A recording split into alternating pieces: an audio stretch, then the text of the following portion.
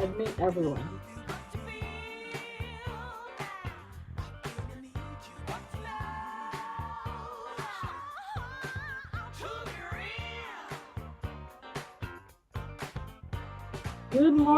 Good morning, everyone. Thank you for being here. We will be starting in a few minutes. Let's give it a minute or two to give a chance to some of our attendees to join us, if you don't mind.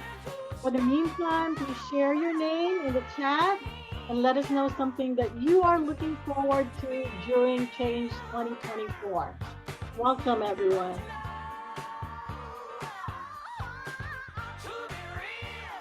And enjoy the music.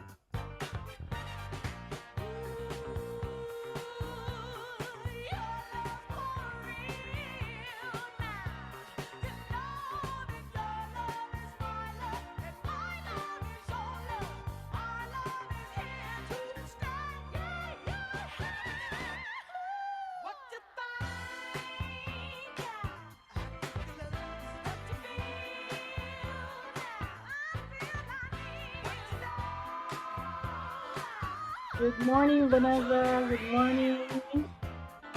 Good morning. I am Marta Lugo. Good morning. And please share your we're just trying to wait for some people to get in our chat. Get in the room. So please share your name in the chat and let us know something that you're looking forward to during Change 2024. Good morning, Rio. Good morning, Leah.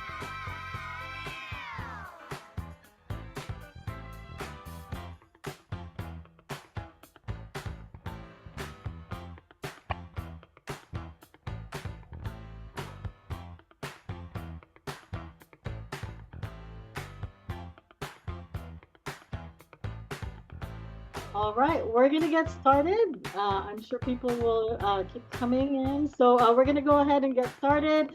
So good morning again, everyone. My name is Leah Martinez. I'm the interim project manager for the teacher preparation program at Rio Hondo College, the Grow Your Own Teacher Pathway program.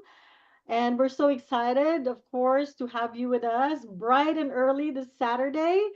Uh, as we come together to explore non traditional pathways for educators of color. Your commitment to being here really speaks volumes about the passion and the purpose that you bring to creating meaningful change in education. So today you'll hear from our inspiring keynote speaker. You will engage in hands-on workshops and connect with a community of educators and advocates who, like you, are breaking barriers and shaping the future. This symposium is, of course, packed with resources and connections to support your path as a trailblazing educator. And don't forget, the more you participate, the more chances you have to win in our opportunity drawing. So we hope to see you throughout the whole day. Now, here's our long partner from the Center for Collaborative Education, Yvonne Ribas, to also share a few words with us. Thank you so much, Leah. Welcome to the Change Symposium, everyone. It is amazing to see you all here this beautiful Saturday morning. My name is Yvonne Ribas. I serve as the Director of Programs at the Center for Collaborative Education, CCE. We are so honored to co-host this conference with Rio Hondo College. CCE and Rio Hondo have a deep history as partners in providing programming to empower, inspire, and support future teachers at the community college level. Our work exemplifies the spirit of this conference that is creating hope and nurturing growth in education. Our expanding work focuses on developing, scaling, and sustaining non-traditional pathways for educators of color and community and school-driven educators for one simple reason. Every student, irrespective of their cultural or linguistic backgrounds, abilities, or socioeconomic status, deserves to have fully qualified teachers who reflect the student population and who fight for a good education for every student. I hope you enjoyed the conference today, and thank you for supporting our mission and our work. Back to you, Leah. All right, a little bit about us. So as Yvonne already mentioned, we are partnering in this together. This event is proudly brought to you by Rio Hondo College Career and Workforce Education and Education Pathway, in collaboration, of course, as we said, with the Center for Collaborative Education. Rio Hondo is dedicated to advancing social justice and equity as an anti-racist institution, supporting students in achieving their academic and career goals through degree, certificate, transfer, and lifelong learning opportunities. The education pathway at Rio Hondo College focuses on preparing students for success in teaching and other careers in education, empowering the next generation of change makers in our schools and communities. Now it's my pleasure to pass the mic again to Yvonne. Thank you. So just a few words about CCE. CCE is a nonprofit organization with a mission of bringing communities and schools together to increase educational equity and justice for positive impact on student and community outcomes. CCE has a deep history and foundational work in teacher and principal development in both Los Angeles and Boston, Massachusetts since 1994. Most recently, CCE obtained approval from U.S. Department of Labor to develop California's first education pathway pre-apprenticeship to teacher apprenticeship program. We are so excited to launch this work in spring 2025.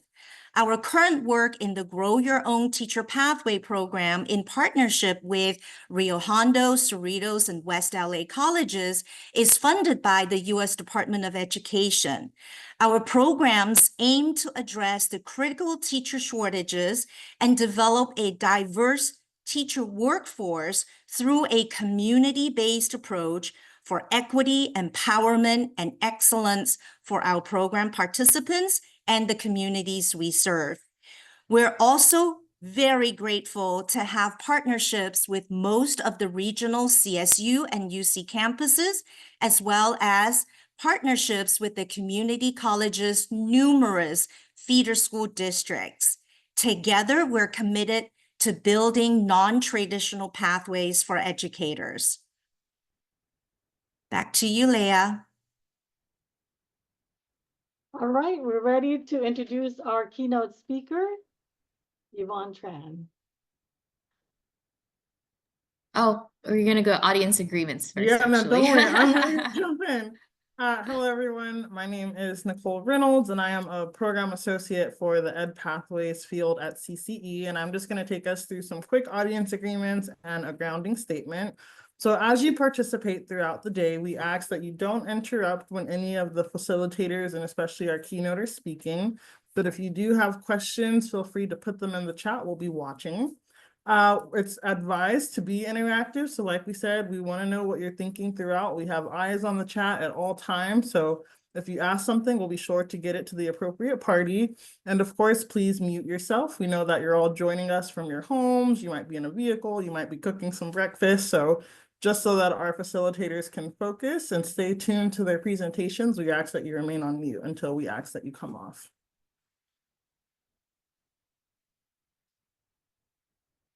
And so a grounding statement that we continually use at CCE is the beauty of anti-racism is that you don't have to pretend to be free of racism to be anti-racist. Anti-racism is the commitment to fight racism wherever you find it, including in yourself, and it's the only way to move forward.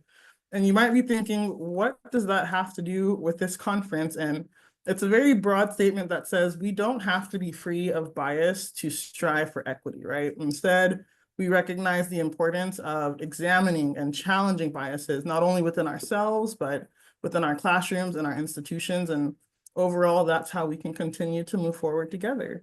And so with that, I will go ahead and pass it to the Dean of Career and Workforce Education at Rio Hondo, Bridget Hernandez, to center us through a land acknowledgement. Thank you, Nicole. Today we are very fortunate to be gathered on the unceded land of the Tavunga, Gabrielino, Chumash, and Xish people. I ask you to join me in acknowledgement. The Ziz, Tavunga, Gabrielino, and Chumash communities and the others that you may name in the chat. They are elders, both past and present, as well as future generations.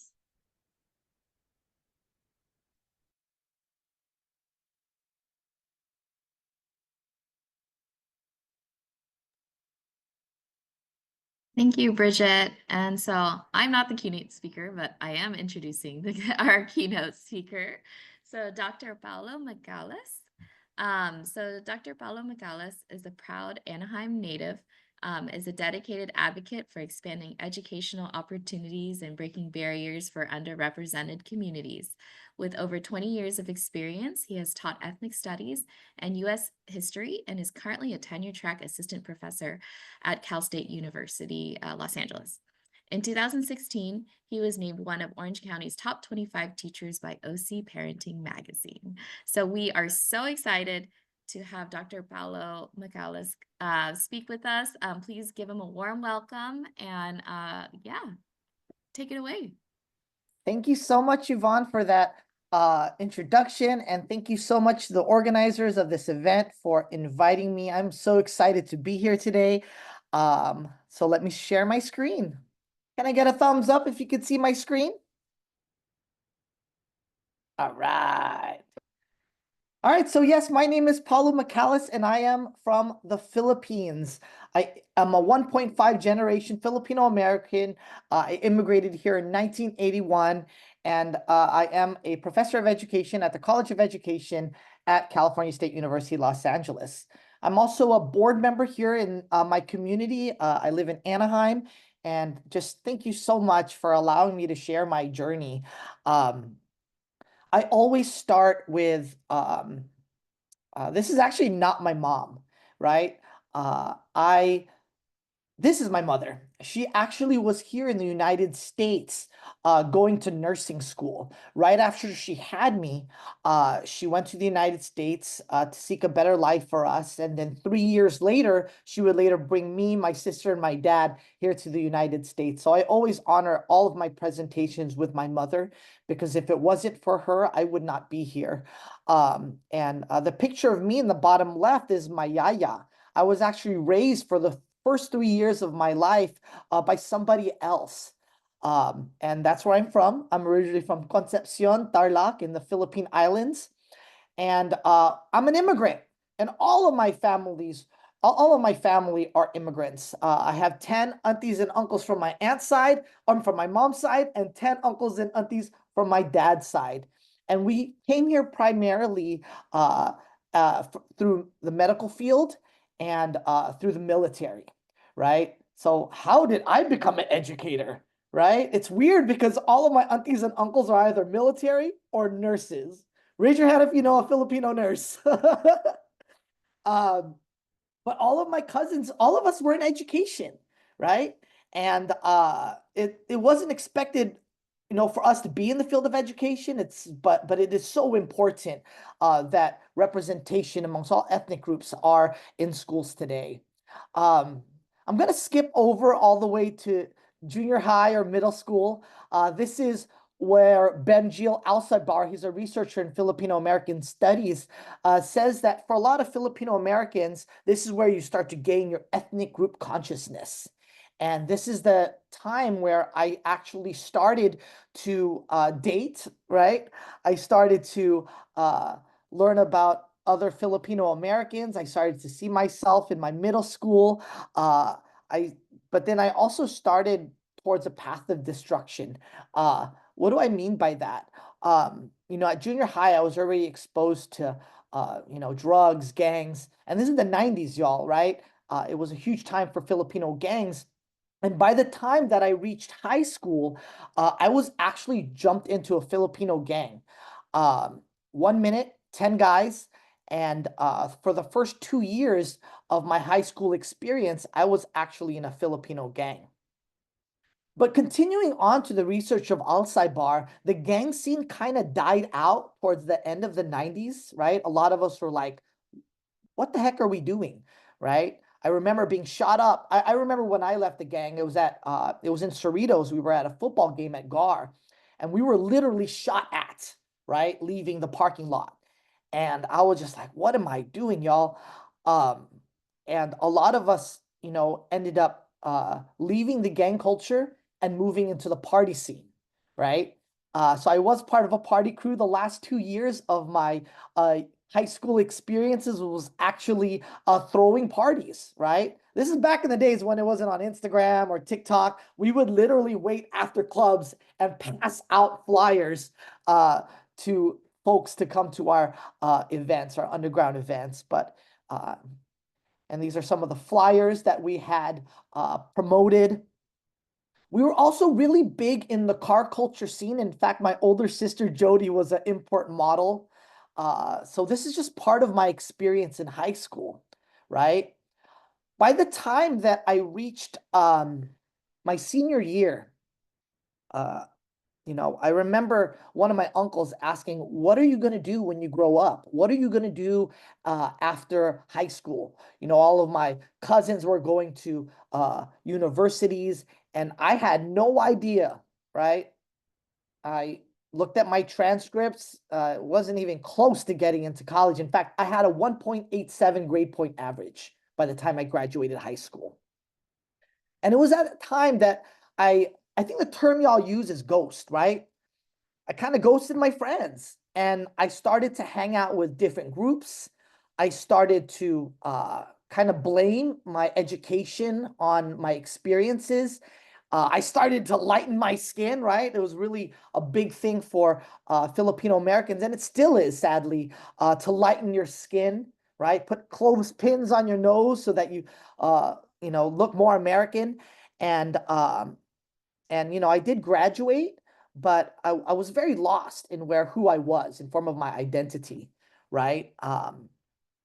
So what did I do? I decided to attend community college.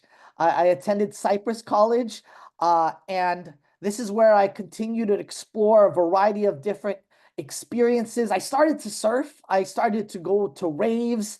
I actually went to the first original EDCs when they were in Los Angeles and not in Las Vegas. And really, it was in my college experiences that I learned that I wanted to become an educator.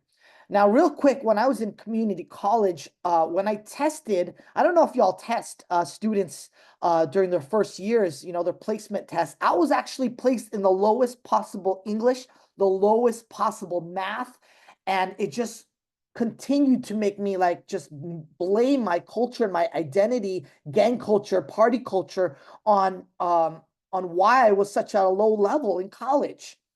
And I actually went to 3 different community colleges, and I do not recommend that, right? When you're doing the transcripts, going to university, it's a nightmare. But I did attend Fullerton College and Long Beach City College as well. And then I worked my butt off. I transferred eventually within just 2 years, right? And I credit all of that to Fullerton College. There was a time where I actually went to seek advice from one of the counselors in the counseling center. And also at the same time, I met this, or I had this Filipino professor, right? For the first time, and it's important, representation matters, that I saw a person that looked like me that was teaching me, right?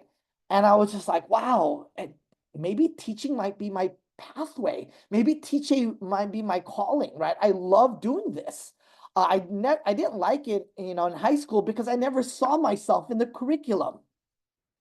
And the counselor was amazing. She gave us this form called the IGETC. I don't know if y'all still use the IGETC.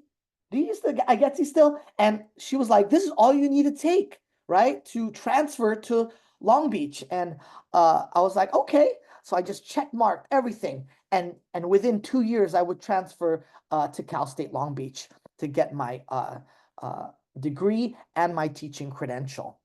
So I'm very grateful that I had these opportunities in the junior college. It really empowered me to start to believe in myself and that I could become a teacher, and I would graduate within 4 years from Long Beach State. All right, fast forward to I was actually one of the youngest teachers. I have taught, my first gig was actually in the Norwalk La Mirada Unified School District. I did teach a K through 3 moderate to severe special ed class. I also taught 4th, 5th grade combination course. But the bulk of my educational career was in high school, right? I taught 7th grade, but really teaching world history, United States history, and government and economics. So I did that for 10 amazing years and I loved it. I was even advisor to the Filipino Club, which was an awesome experience. A lot of my students were actually in my classes. And I do remember this one time I was doing a lecture on the Spanish-American War. And midway through my presentation, one of my students was like, I see something in the textbook about the Filipino-American War.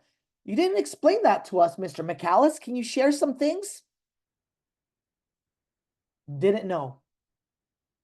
I was a social studies teacher, but I didn't even know about the Filipino-American War, right? I didn't know that Filipino Americans fought almost a 10-year war, right, with the United States.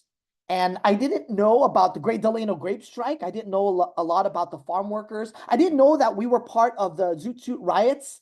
We were also beaten along other Mexican Americans. I did not know Filipino American history. And I was a history teacher teaching to Filipino Americans and other ethnic groups, right? I remember that night I was depressed, y'all. I was like, man, I had gone to college. I did everything right. So I decided to pursue my doctorate. I did apply to Chapman University, and it's at Chapman University where I started to learn about this beautiful theory called critical pedagogy, right? I read about Paulo Freire and pedagogy of the oppressed. I learned about the dismantling of the model ethnic studies program at Tucson Unified School District, right? In 2010 by state legislators. And after taking that course, man, I was empowered. And I was like, you know what? I'm going to start to learn about my history. And I flew all the way to the University of Hawaii. I did research one of the very first Filipino-American curriculums developed by a professor named Patricia Halagao. And it was that journey where I started to learn about my history, learn about my culture, right? She would then introduce, and she was my first mentor. I still consider her my mentor today, so I couldn't have done the work without her. But it was funny, after our meeting, she was like, why'd you have to fly all the way here to Hawaii? Most of the research within Filipino-American history is in California. So she introduced me to amazing professors like Dr. Tracy Buenavista, Dr. Alison Tintiaco Cubales, Zeus Leonardo. I also started to meet organizers, right, who fought for Filipino-American rights, like Manila Rice, Johnny Itliong. He's actually the son of Larry Itliong, who led the Great Delano Grape Strike alongside Cesar Chavez, right? Again, I didn't teach that. Learned about Jose Rizal, our national hero. I started to read the literature, and I started to say that my history, my experiences are not to blame for, why I didn't get a 1.87, why I got a 1.87 GPA, right? It's because I didn't see myself in the curriculum. It was not an empowering curriculum. In fact, if you look at the research, a lot of social studies curriculum at the time was very Eurocentric. I argue it still is, right?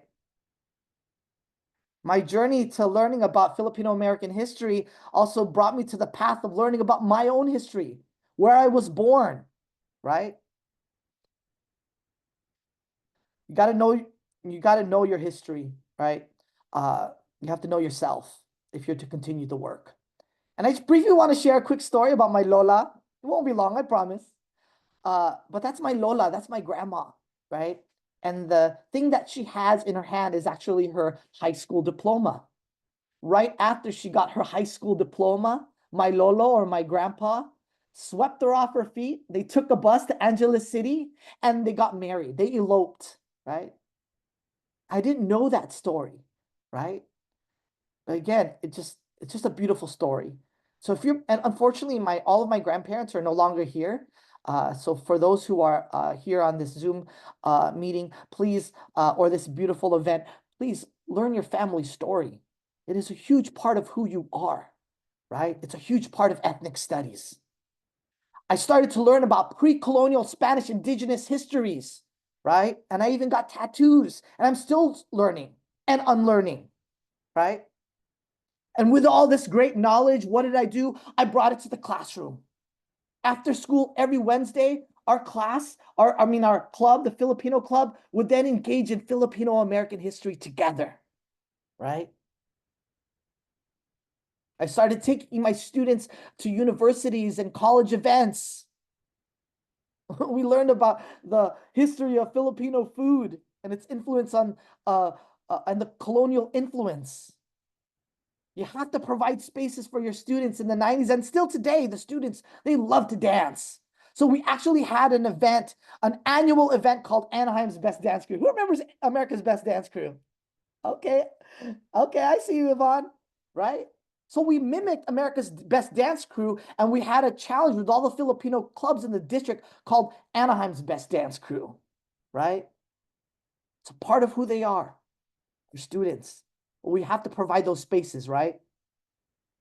I started to bring in guest speakers like Johnny Itliong, right? My students started to research about the Great Delano Grape Strike and presented it at conferences. We also donated to Typhoon Haiyan and other local organizations. We went to Philam Arts. Together, we learned art history. I even brought in mentors from the Lakas mentorship program to teach my students about college. And we also started to take action. This is actually us fighting in Veterans Day for Filipino veterans who fought during World War II, who were still not given their rights. So I became empowered and I said, you know what? I want to teach this amazing course called Ethnic Studies. It was not a course in our curriculum. So I sought the mentorship from 3 amazing professors, Dr. Alison Tintiangco Quibales, Dr. Suzanne Suhu, and a teacher in Los Angeles named Katara Webb, who was already teaching ethnic studies. So without them, you can't do this work alone, right? I credit them with helping me in teaching the very first ethnic studies class in the Anaheim Union High School District. And now it's a graduation requirement, right? By 2029, all students in high school throughout California have to take ethnic studies.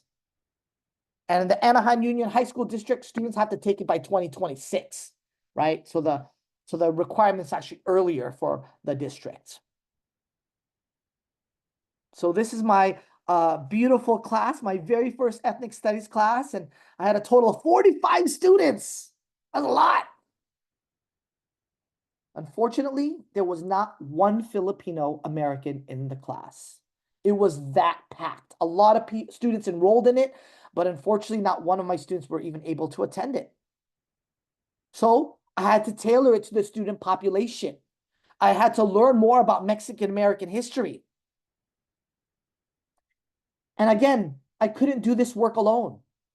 These are the first educators from Santa Ana Unified, from Los Al, from my own district that taught ethnic studies the very first time in the history of Orange County ethnic studies. So we were our own PLC. We met separately outside of our district meetings, right, to co-create amazing curriculum. And it's beautiful. Today, there are cohorts all over this beautiful state developing curriculum in ethnic studies. But at the time, we had to do it by ourselves, right? We had to mentor each other, right? Now, here's a picture of my very first ethnic studies class. Another area of research of mine is specifically within youth-led participatory action research, right? So ethnic studies, the study of race and power in American society, right? The study of histories that are often not told in traditional curriculum. Ethnic studies must also be community relevant.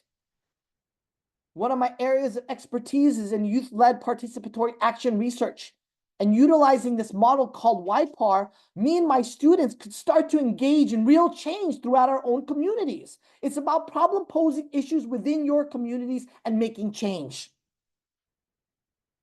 One of my students, Matt, led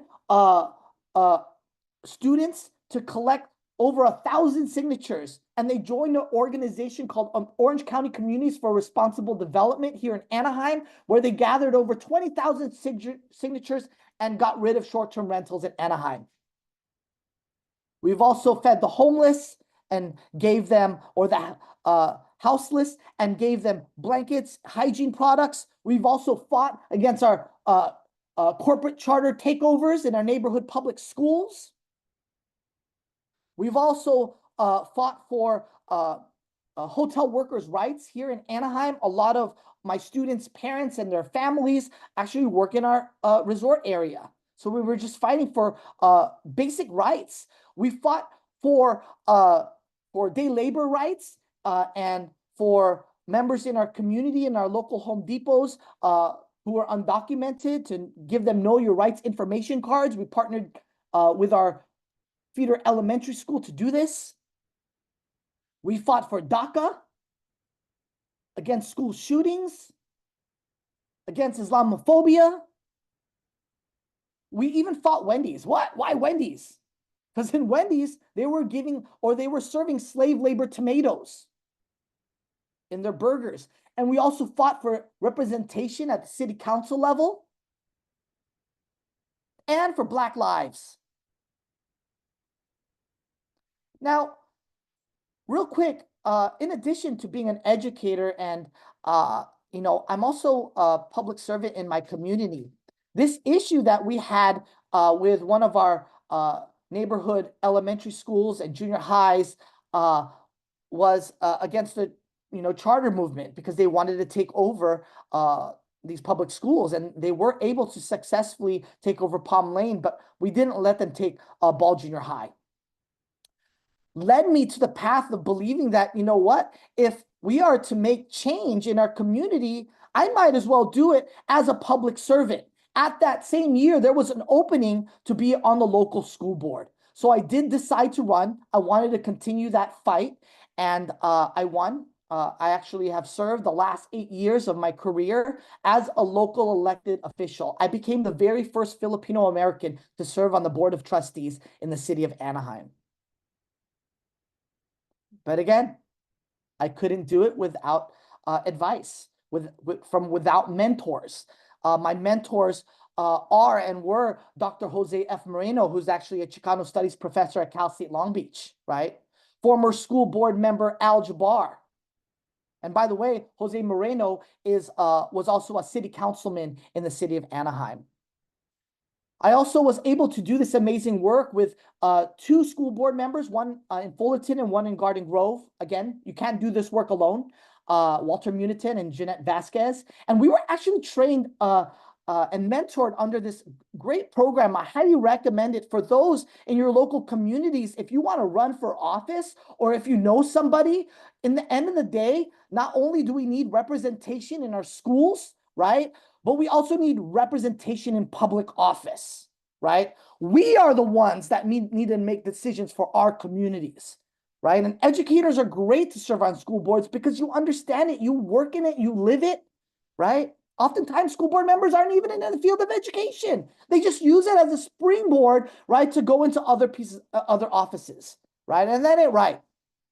So I highly recommend the new American Leaders Program. It is a great program for people of color and women to serve on elected seats through every type of seat, right?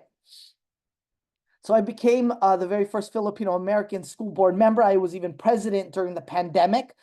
These are some local electeds, Phil-Am local electeds throughout the state of California, like our Attorney General, Rob Bonta, City Councilwoman from Artesia, and former Mayor of Cerritos, Mark Polito, just to name a few. And as a board member, I'm incredibly proud to have passed resolutions that affect my students in this community directly, right? We passed a resolution honoring Native Americans. In fact, we also got rid of Columbus Day and now we have Indigenous Peoples Day, right? We also have a Black Lives Matter resolution. We have the very first primary school ethnic studies and culturally responsive teaching resolution, right? We also have the anti-racist pedagogy resolution. And we now teach not just Cesar Chavez Day, but Larry Itliong Day throughout all of Anaheim Elementary School District, right? So it's possible to make change. This is some of the professional development that the teachers at Anaheim Elementary have engaged in the past 4 years. And then, towards the middle of my career, I also decided that I wanted to become a professor of education. So I did join California State University, Los Angeles. I'm so sorry, my dogs are barking. Hey, stop. So I did become one of a few Filipino American professors at the Cal State system. I teach specifically at the Urban Learning Program at Cal State LA. I also teach in the Master of Arts in Education for Social Change program. And I also teach in the Post-Baccalaureate program to get your Ethnic Studies certificate at Cal State LA. And I'll share a little bit more about that because that is a different pathway that you can do. You don't have to do traditional pathways that I did when I was in doing my teaching credential.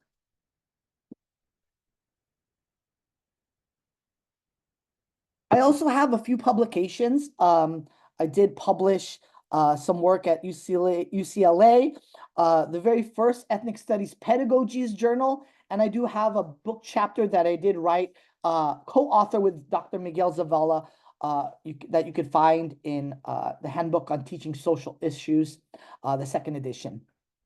And at the end of next year, I will have a publication in the Handbook on Teaching Ethnic Studies that I wrote with UNESCO. So, the Post-Baccalaureate Program Certificate in Ethnic Studies. First and foremost, I'm incredibly proud of this work. Whenever you transfer to a 4-year and get your bachelor's degree, please join us at Cal State LA. And first of all, I got to credit the amazing work of Dr. Miguel Zavala. He is really responsible for putting this program together. That's actually housed in the College of Ethnic Studies. But there are professors within the College of Education that do teach in this certificate program. And this program is meant for primary or high school teachers to teach ethnic studies, which again is a high school graduation requirement now, right? In fact, we need a lot of teachers at the school districts to teach this empowering curriculum, right? So in our program specifically, you can take course in ethnic studies literacies, ethnic studies histories. You could take from a variety of different courses like Chicano studies, Pan-African studies, Asian American studies. So these are other courses. The specific course that I teach is actually EDCI 5070 and Urban Learning 5000, which specifically focuses on pedagogy, right? It's completely different, y'all. In the end of the day, yeah, it's important to teach our histories, but the way in which you teach ethnic studies has to be community responsive, right? It can't be direct instruction, y'all. So that is the course that I specifically teach. Hopefully some of y'all can join me. And if you don't, there are also great programs. CSUN has one that's focused specifically on Chicano studies. San Diego State University also has a K-12 ethnic studies teacher certificate as well. And these are new programs that have emerged in the last 2 years based on the ethnic studies graduation requirement that is now mandatory for all high school students. San Francisco has an amazing program. San Francisco State has an amazing program. In fact, one of my colleagues just went through this program and loved it. And UCLA has a program as well. So What am I doing now? Right? I am extremely anxious, y'all. I'm gonna be honest. These last 2 weeks have been extremely difficult for me because I was actually on the ballot this last November. This is me and my team, right? I decided to leave the elementary district as a board member, and I decided to run for the Anaheim Union High School District's Board of Trustees. So these are some of my former students, some of my community members. This is what we've been engaged in the last 3 months, right? There's never been a Filipino American on the school board as well. And I just want to make sure that our ethnic studies graduation requirement, this is a problem in districts throughout the state of California, right? It's a graduation requirement, but the implementation process has been very, very difficult. So that's one of the things that I want to achieve as a board member is to ensure that it goes smoothly. And amidst many things that we're struggling with education and wherever you are, I know that we just had an election and a lot of you might be feeling really worried and sad, but know that, during times like this, these are times where you come together with your community and affect local change. Right? At the federal level, we may have lost, but at the local level, you can do so much, but you have to do it with others, right? In community. I couldn't do this work by myself, right? I had to do it with my students. I couldn't even run for office without my students, without my family, without my community members. And it's possible. Right now, we are down just 1,000 votes. Every single day for the last 2 weeks, we were gaining 1%. And there's still about 5,000 ballots to be counted here in Anaheim. So please pray for me and my community that I win. I do have a lot of energy still. Teaching goes beyond the 4 walls, y'all. It goes into the community. And it has to be community responsive in order to affect real change. So yeah, I just wanted to briefly share about that. And yeah, regardless of, if I win or lose, I am still going to be very engaged in my community, a community that I love. Now, in addition, right, but you can't stop there. Going back to my slide when I was talking about youth-led participatory action research, this is actually one of my students in my first ethnic studies class. He had gathered signatures, right, to ban short-term rentals in Anaheim, and they were successful. Unfortunately, it was reversed with our last mayor, Mayor Sadu. But we could fight. We'll fight again, right? It's about training the next generation of leaders as well. So I am not the only one that was on the ballot. My former student also ran for my current seat at the elementary district for the school board. And he's also down about 1,000 votes as well. So please pray that we are successful at the end. We should know in about 2 more weeks, right? As I reflect on my journey, and it's been a crazy journey, I would have never, I was supposed to be in the medical field, y'all. When I told my family I wanted to be an educator, they're like, what is that? Why do you make no money being an educator? It's because it wasn't traditional for Filipinos to be educators, right? As I reflect on this journey that I've been a part of, right? In the end, change is possible, right? Change in the teaching field, right? I know in STEM education, we need a lot of people of color, right? Males to be in these spaces. You can do anything you want in this world if you have the right mentorship, right? But you must seek it, right? You must seek it yourself. I had to fly to Hawaii to learn about Filipino American curriculum.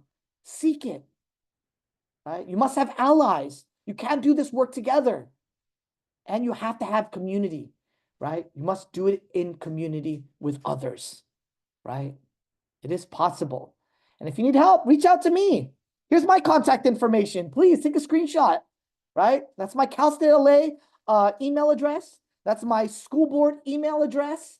And if you need help, if you want to run for office, let me know. I'll give a recommendation to be part of our trainings. And, we do trainings 4 times a year. Or not me, but the New American Leaders Program. It's possible, right? So thank you. It's been such an honor. Thank you so much for allowing me to share my journey. I went real quick, which is great because now I have 15 minutes, right, Yvonne? I have 15 minutes for Q&A.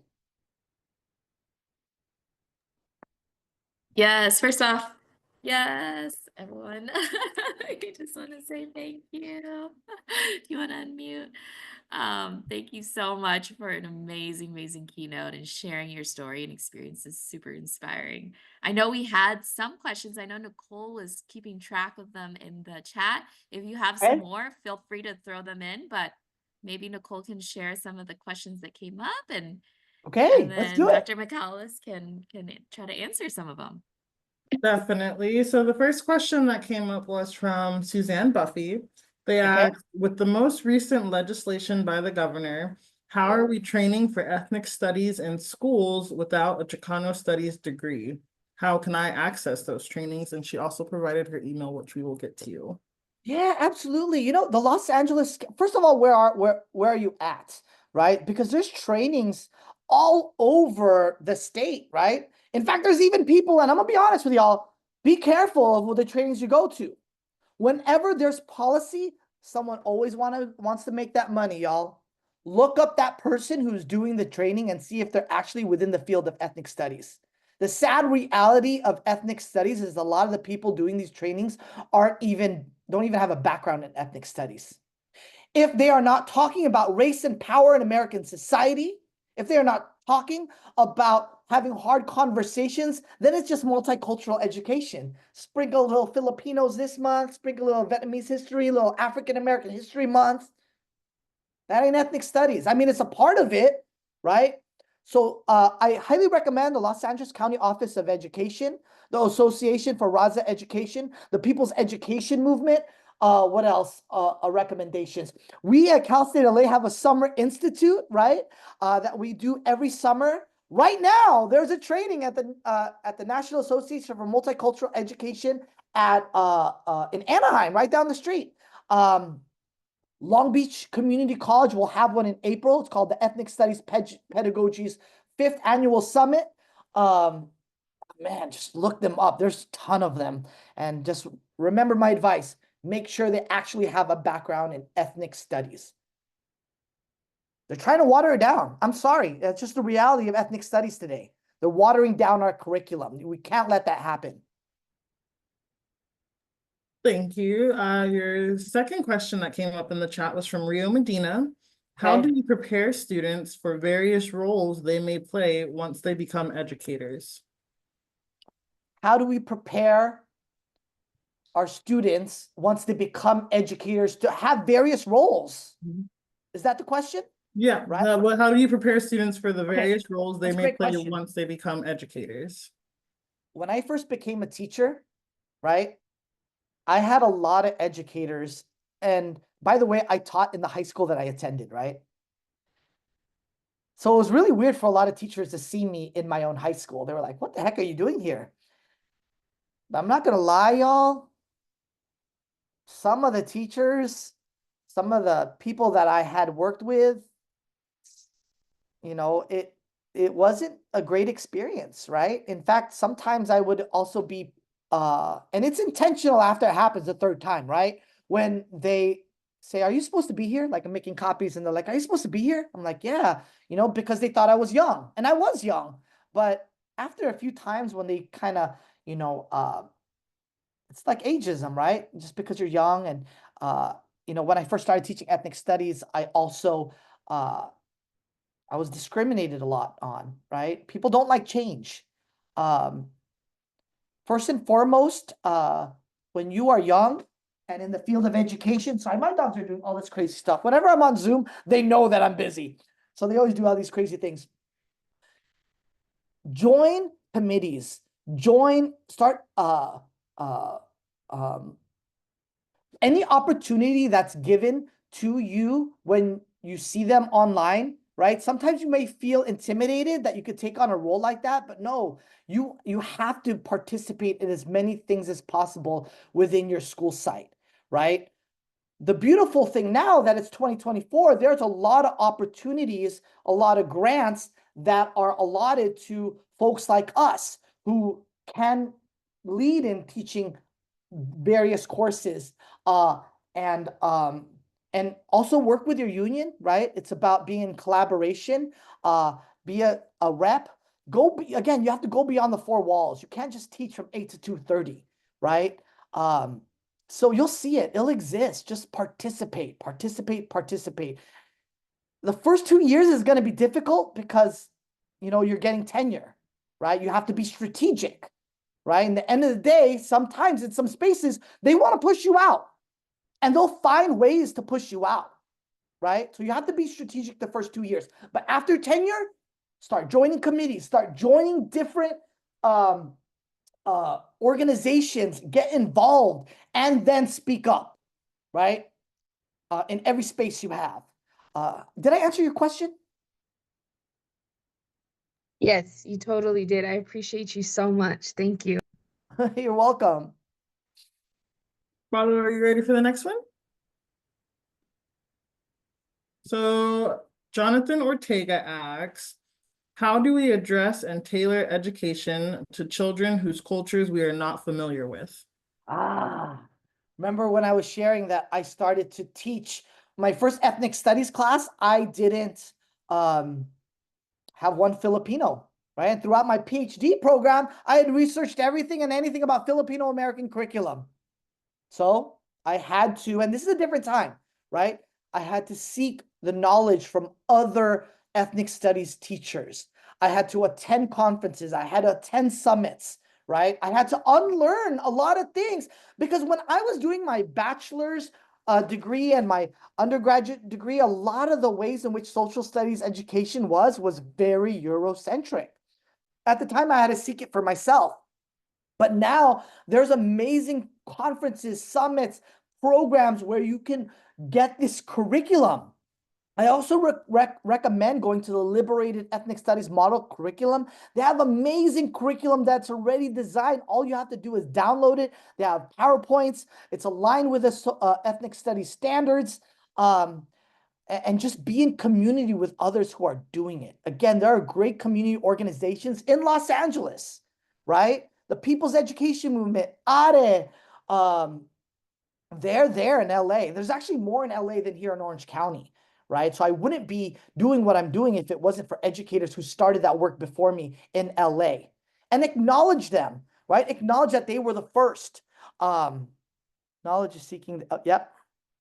And I am still seeking my indigenous ways of knowing, right? That's actually my next journey. I've been going to the Philippines because I want to know about myself. If you seek it, you will find it. A lot of our documents, just like in Mexica culture, has been destroyed by Spanish colonization, right? Seek it, keep learning, keep unlearning, right? Did I answer your question? I'm going all over the place. Let me know how much time I have because I want to make sure I answer everyone's questions. Yeah, you answered my question very much, and thank you very much. I appreciate the information that you're providing us. Like, it was very informative. Thank you. Absolutely. And the scary thing is that a lot of these programs and grants, let's pray they don't, right? Together we have to fight even more, right? Because the next administration is, threatening to get rid of the Department of Education at the federal level, right? That's a lot of programs and grants that are going to be going away. But more than ever, we have to fight collectively. So, yeah, I want to add that to the advice I just gave earlier. It's scary, right? We have about 2 minutes left for questions. I see one in the chat. Nadia Taylor asks, I teach at a community college in early education. We continue to try to bring in male students. Do you have any advice? Yes. I was actually visiting Cal State Fullerton not too long ago. And what I loved about this program that they had was that they have a club on campus specifically recruiting, right? Because at the end of the day, just like me, in a lot of our cultures, to teach was not really something that was common, right? You have to make students realize that they could be educators themselves. I think the population in the United States is 70% white women still, right? And males of color, what I love about Cal State Fullerton is that they target specific men of color, right? To teach in all fields, going into all colleges. So my only recommendation is just to go to different colleges, right, within the community college, and just present, share the pathway, opportunities to be educators and the need, right? The data is there. It's the statistics on the lack of men of color in schools. In primary schools especially, I mean, it's almost non-existent, y'all. But also we need to also fight within the field of education leadership. As an education leader, it's important that we also hire, right, people of color, men of color, right? That's just the facts, y'all. Because if our students can't see themselves as educators, right? Why did it take me until going to college just to see myself, to be a possible educator? It's possible. A lot of us don't realize we can be. And again, right, the counseling services, the tracks, like, for me, it was like, oh, there's your pathway. You just have to take these classes. Check, right? Yeah, it's just make others realize that you should be a teacher, right? You could be a teacher. Wow, that was a great presentation. You should be a teacher. Yeah, I don't know if I answered your question either. Yeah, That's you what did. helped I me. mean, it's something that we think about a lot. And I was saying in the chat that at a preschool level, it's even more daunting. And yes, it's like less than 2% in preschool and the early primary years are male teachers. So Jeez. definitely have a lot of work to do. Oh, thank you for that question. Oh, absolutely, Emily. And by the way, someone asked me, what's this background? So this is a mural that's actually in Filipino Town in Los Angeles. And it's another mural that I didn't even know that existed until I started learning about Filipino American history. But it's there. Just seek it. You will find it, right? That's my biggest piece of advice. Just seek it and you will find it. Seek allies, seek mentorship. I know right now the pandemic really made us very individualistic, but you gotta get out there. You gotta be in community with others. But also be critical, right? Because in this world, everyone's trying to make money. That's just the reality. People try to package everything like they're experts. Look them up, right? Just saying. And be yourself, right? Be honest. My first 10 years of teaching, I was very fake, right? A lot of my past, I'm not ashamed of, right? Those are the experiences that I experienced, and they happened for a reason, right? And most importantly, know yourself, know your history, right? Our grandparents, our elders, they're getting old, they're passing away. There's so much I would have loved to learn from my grandparents and my uncles and aunties who have passed, right? Spend time with them, right? Be with them, right? Honor them. Do oral histories on them, right? I always share this with my students is when you learn about them and you share their stories, right? They live forever through you. So yeah, that's another last piece of advice, y'all. It's just, and ethnic studies is just, it's all subjects. It's interdisciplinary. Regardless of what you teach, you can incorporate ethnic studies in all courses, in all grade levels, right? It's a story of us. And yeah, we really want to leave it at that. So thank you again for that opportunity, y'all. I know we don't want to cut this off, but we have more sessions to kick off, everyone. Okay. Well, if you are a presenter currently in this session, I'm going to recommend that you hop over to your Zoom link so that you can start your tech checks for the 10 a.m. sessions. And for everyone else, it is time to add your name to the pot for the opportunity drawing. This is not going to be done live on camera, but as you continue to do these sessions throughout the day, of course, big thank you to Dr. Paolo. Before we continue, we're jumping on. We thank you so much for honoring this time and space with your presence.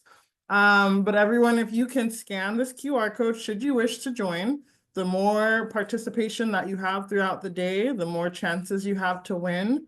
You'll come back to this survey after each session you attend, so feel free to bookmark it. I'm seeing something in the chat saying the form is unavailable. Stand by, technical difficulties. It's a Saturday. No one's computer wants to work on a Saturday. Give us 1 second. Yvonne just dropped a link to it in the chat. Go ahead and click it. Keep coming back to it throughout the day. And we'll drop it multiple times. I know it gets pushed up as people continue to ask. Bookmark this, go off to your sessions. Every time you complete a session, put your name back into the pot. Now that the link is in the chat, we're going to go ahead and give you QR codes for the next 2 sessions if you haven't already registered for a 10 a.m. session. The first one is the Male Mentor, Building Strong Relationships with Students, facilitated by Tariq Smith. Tariq Smith is a Systems of Support Advisor for LAUSD. We also have Empowering Women in STEM and CTE, Creating Inclusive Classrooms, facilitated by Sarah Valdez. Sarah's journey to becoming a physics teacher is both personal and intentional, so she'll be sharing some of her experience as well. She is currently a Southeast High School teacher in STEM education. She teaches AP and general physics for high school students. So if you have not already registered, please feel free to register now.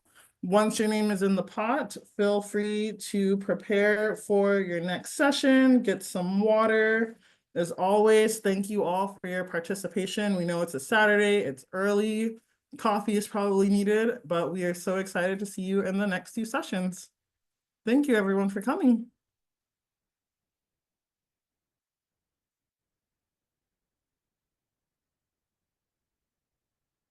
If you've pre-registered, you should see the link in your email. You can grab it from there. For whatever reason, if you can't find it, feel free to register again and it'll ask you to join now that the time is approaching. The recording for the keynote will be made available on the Change website, so stay tuned. And let us know if you have any questions. Hi, William. I hope you're doing well too. We see so many familiar names. It's very exciting. Hi, Tulia.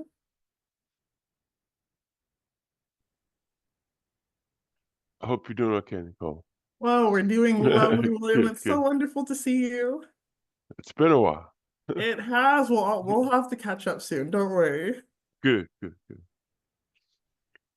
Let us know if you have any questions as you go off to your 10 a.m. sessions.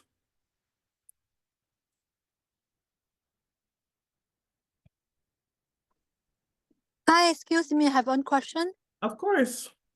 Is it the session from 9 a.m. to 1 p.m.?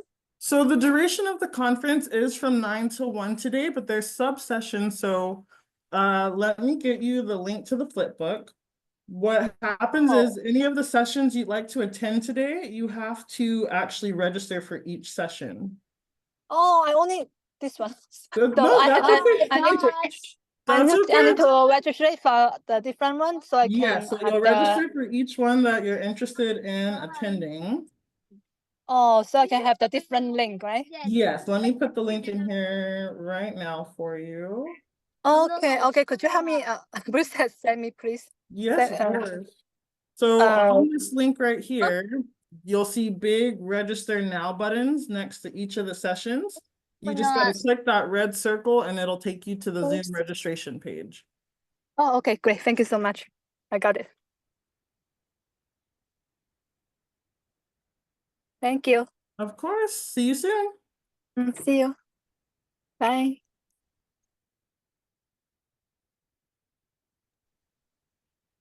Any other Nice to questions before we close the see. room? Yeah, we see a few folks left. Anyone have any questions? Yeah, the flip book is really helpful to see the schedule of events. Yes, thank you for the presentation. I have a question. If I'm really interested in both, but I can only attend one, at the end, will I have the other recording? Yes, the recordings for all the sessions will be available on the website. So even if you have, I know it's hard when you want to go to both, but the recordings for everything will be made available. Okay, thank you very much. Elizabeth, we do have a certificate of attendance. It's very similar to the one we did for Teach for LA. So after the conference, you'll get emailed the link. You just have to confirm that you attended at least one session, which you came to the opening, so you're good. And then it will email you the certificate of attendance. Thank you. That's a great information. Thank you for coming. Thank you for asking great questions.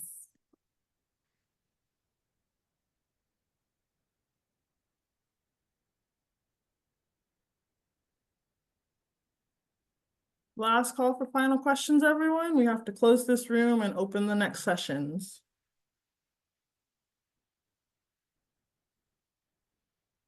I'm gonna change because the opportunity drawing QR code, I'm gonna check the closing or check Yeah. all of them actually. Okay, Let's make sure. I am hopping to the one with Leia. Okay, I'll Thank see you there. you. Bye-bye. Thank you, everybody.